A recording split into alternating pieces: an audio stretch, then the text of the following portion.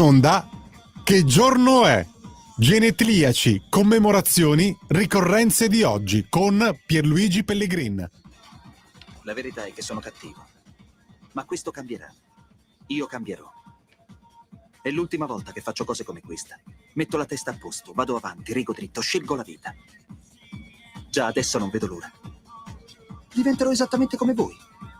Il lavoro, la famiglia, il maxi televisore del cazzo, la lavatrice, la macchina, il CD e l'apriscatole elettrico. Buona salute, colesterolo basso, polizza vita, mutuo, prima casa, moda casual, valigie, salotto di 3 pezzi, fai da te, telequiz, schifezze nella pancia, figli, a spasso del parco, orario d'ufficio, bravo a golf, l'auto lavata, tanti maglioni, Natale in famiglia, pensione privata, esenzione fiscale, tirando avanti, lontano dai guai, in attesa del giorno in cui morirai.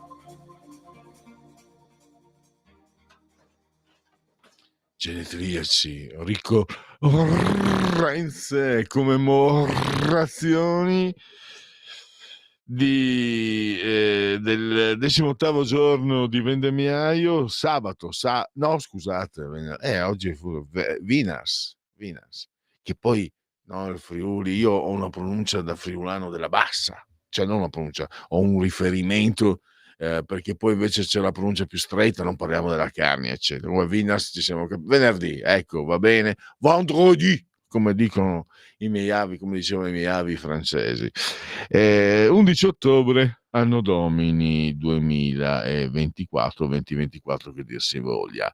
Vi ricordo che da lunedì questa rubrica sarà estesa e sarà anche spostata, inizieremo alle 12:30, quindi un paio d'ore più tardi, quindi avremo modo in questo contenitore di avere più spazio, perché mi sono accorto anche che spesso ci sono delle canzoni da farvi sentire e diciamo questo è uno spazio anche diciamo di quante volte devo dire diciamo, io odio quelli che diciamo, dice sempre gli slang, diciamo la detesto.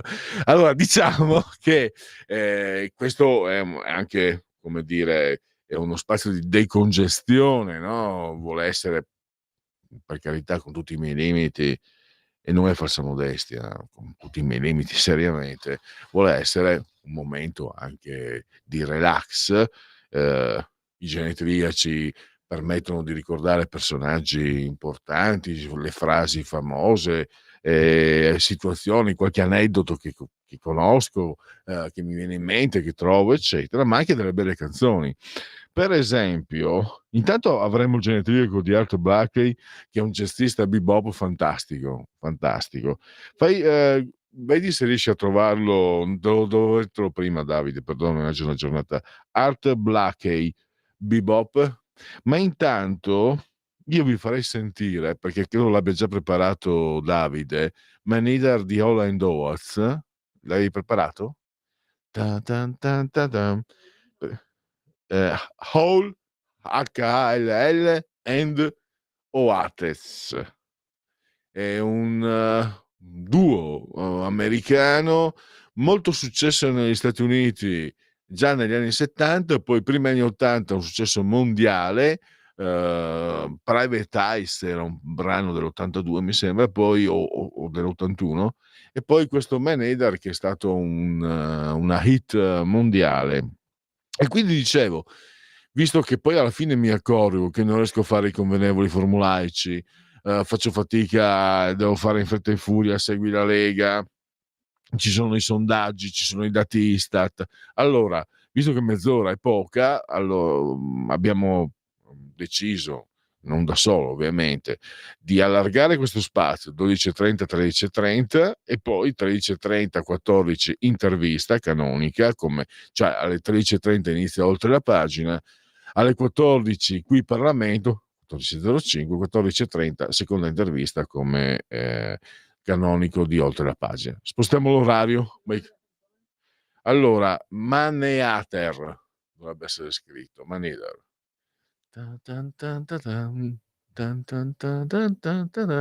Vediamo se la troviamo.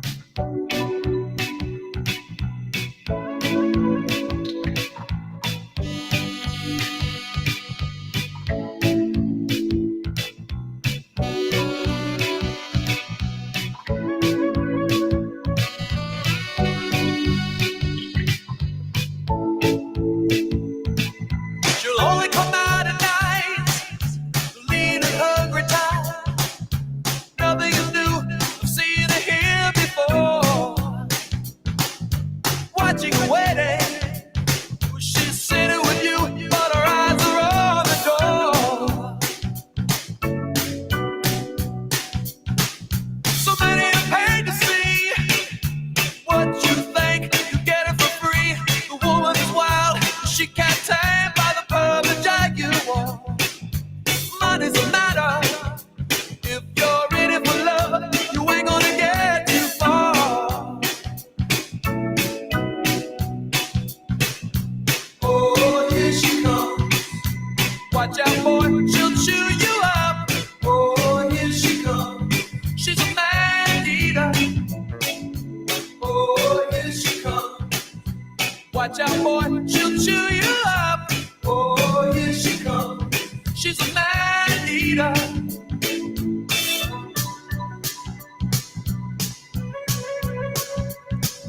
I wouldn't if I were you. I know what she can do. She's deadly mad. She could really rip your world apart. Mind over matter. The beauty is there, but the beast is in the heart. Oh, here she comes. Watch out, boy, she'll chew you up. Oh, here she comes. She's a man eater. Oh, here she comes. Watch out, boy, she'll chew you up. Oh, here she comes. She's a man eater.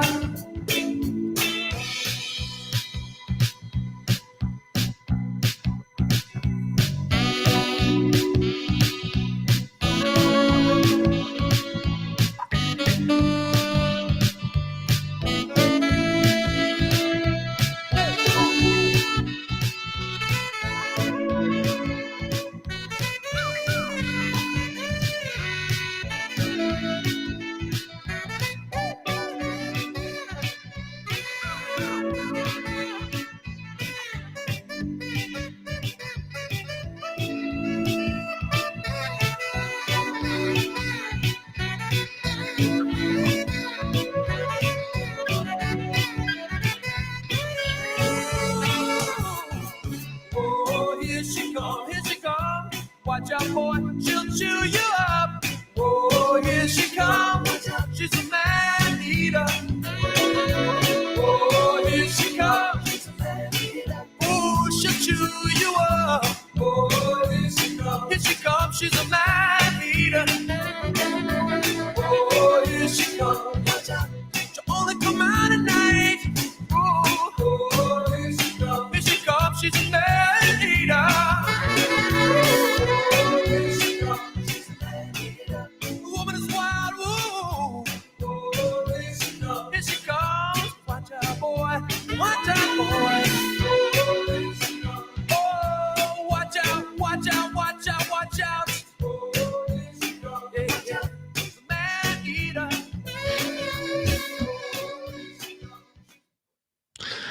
Allora, sì, riguarda anche Davide, l'Isontino Davide, perché diciamo una denominazione, perché ho fatto una denominazione più lunga del che giorno è, commemorazioni, eccetera.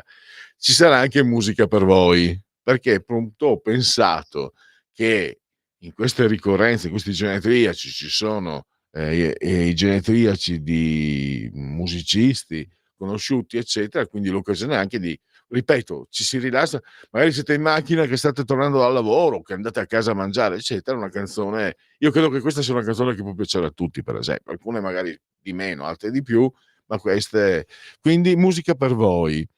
Musica per voi, Davide, era una rubrica fissa di Radio Capodistria, che se non ricordo male, perché sto parlando di 50 e più anni fa, 55 anni fa, andava in onda credo dalle 12 alle 13. Radio Capodistria ogni tanto sentivi da nonno Sergio per il nipotino Ivan, bandiera rossa.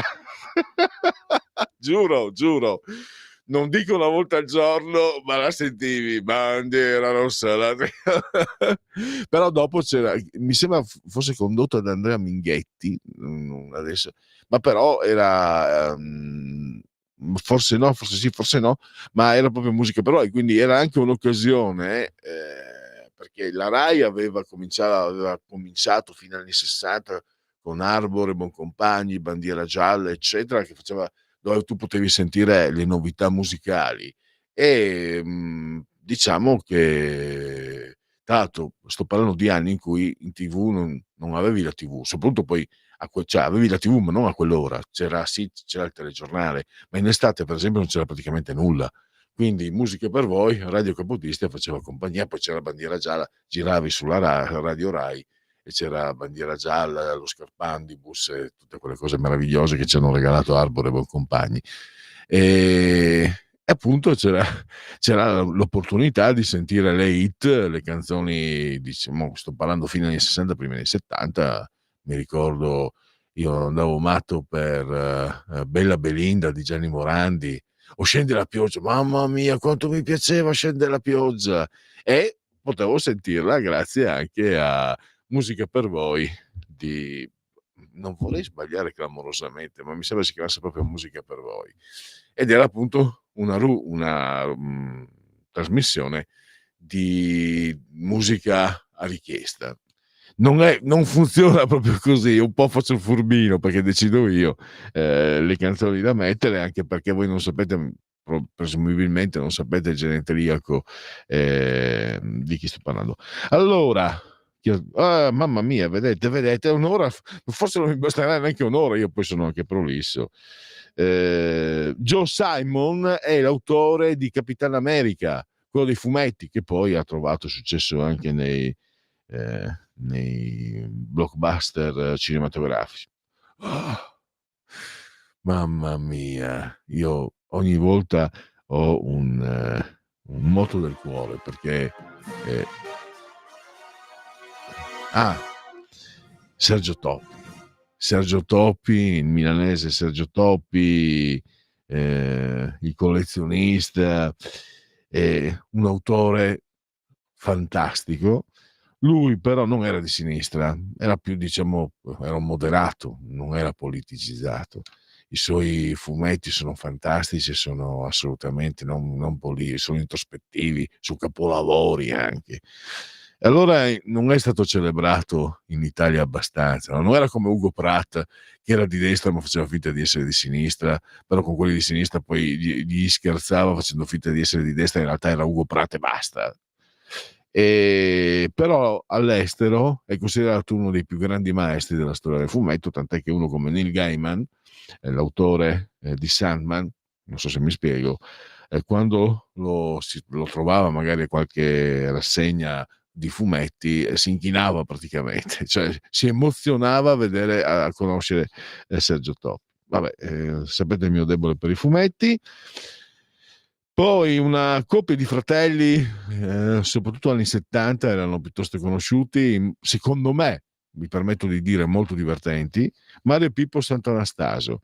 Loro erano piacentini, ma di famiglia napoletana. Mario, che è scomparso 3 anni fa. Mario era quello con la barba, bello, che suonava la chitarra. Pippo, che è ancora vivo, quello coi baffi. Erano una coppia che secondo me... vabbè.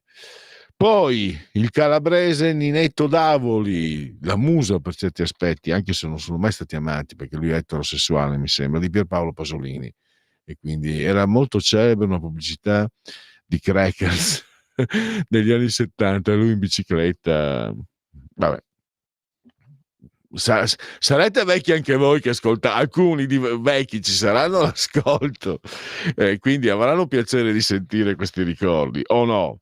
Invece mi sono dimenticato e non lo so adesso, proprio comunicazione in diretta, prova a vedere se in qualche archivio c'è Edoardo Albinati.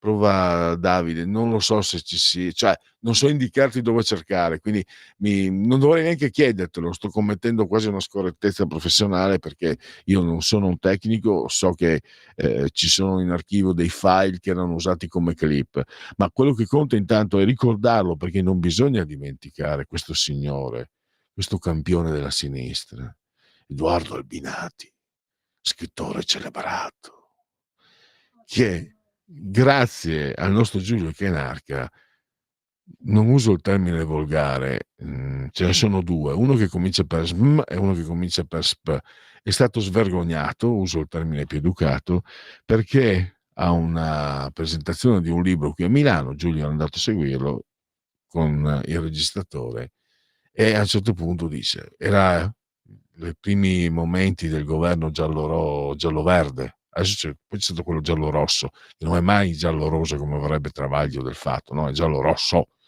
Giallo-verde, vorrei vedere, disse, ho avuto un pensiero di cui mi vergogno, spero che muoia un bambino dell'Aquarius per vedere come ne esce questo governo. L'hai trovato, Davide? No, no, niente. Pensate cosa è stato capace di...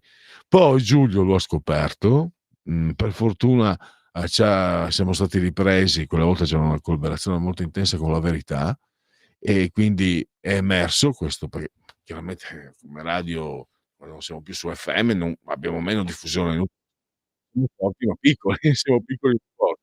Appunto questo è uno degli episodi che fa la nostra forza, questo scoop di Giulio Cainarca, uno scoop eccezionale perché poi andare a beccare proprio un guru della sinistra che dice mostruosità di questo genere, fantastico. Ehm,